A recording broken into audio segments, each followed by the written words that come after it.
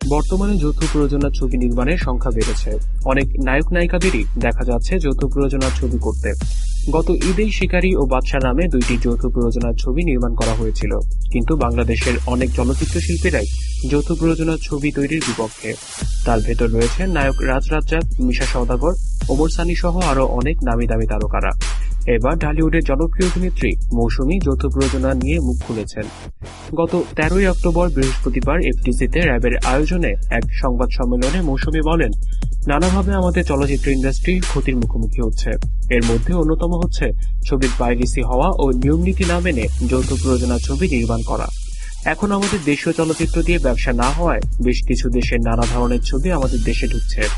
যৌথ প্রযোজনার নামে উল্টো নিয়ম চলছে, এগুলোর দিকেও সরকারের খেয়াল করতে হবে, অন্যথায় আমাদের এই শিল্প বেশি দূর এগোতে পারবে না। যৌথ প্রযোজনাকে যৌথ প্রতারণা উল্লেখ করে মৌসুমী আরো বলেন, যৌথ প্রযোজনার নামে যা হচ্ছে তা হয়তো আমরা অনেকেই ধরতে পারছি না, কারণ সিনেমায় দেখানো হচ্ছে দুই দেশের আর্টিস্টদের মিলেমিশে নেওয়া হচ্ছে। বাহ্যিকভাবে বিষয়টি দেখানো হলেও ফলশূন্য। ছবিটা আমাদের দেশের কোনো টেকনিশিয়ানদের নেওয়া হচ্ছে না, আর নিলেও সেটা নামকাওয়াস্তে, যা আমার কাছে প্রতারণা বলেই মনে হয়। এই সময় ওই অনুষ্ঠানে তথ্যমন্ত্রী হাসানুল হক ইনু উপস্থিত ছিলেন। এছাড়া বাংলা চলচ্চিত্রের গণ্যমান্য অনেক শিল্পীরাই ওই সংবাদ সম্মেলনে অংশ নিয়েছিলেন।